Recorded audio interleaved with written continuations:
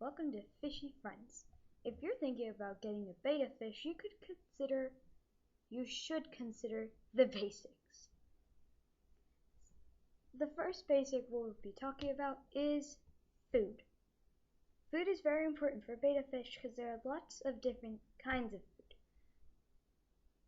We have Betta buffet pellets that float because our fish really don't like to chase food that sinks. So these pellets float, and there is also food that is not in pellet form.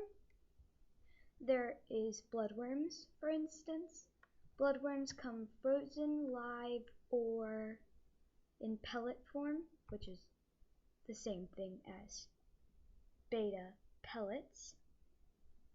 But bloodworms, if you're considering about getting live bloodworms,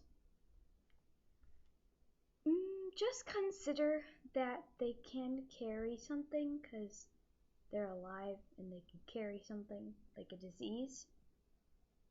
Bettas are very hardy fish, so they should survive because it's made for betta fish. The second basic is tank size. Experts recommend 10 to 20 gallons. You can do that if you want, but we give our fish a 3-gallon.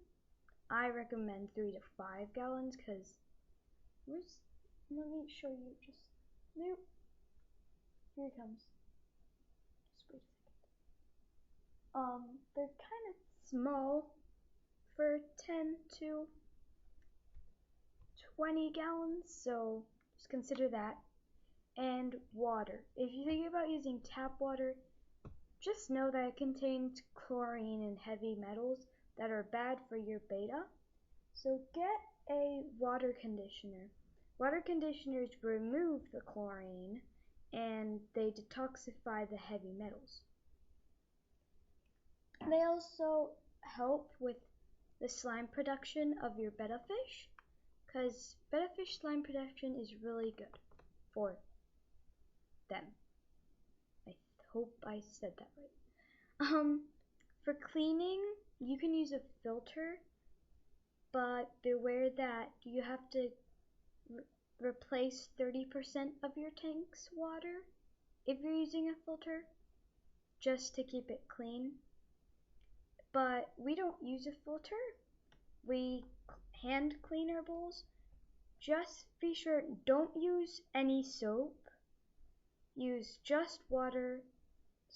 Scrub with your hands, because we have hands, use them. But use your hands to scrub everything off before you put it back in the tank. Decor.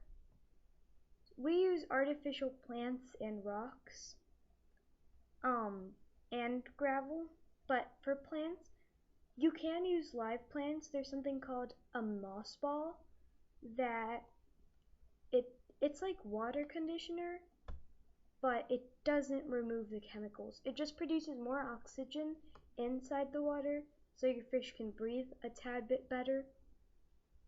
And for gravel, or the rocks that are on the bottom of the tank, get a color that is darker than your betta fish, because bright colored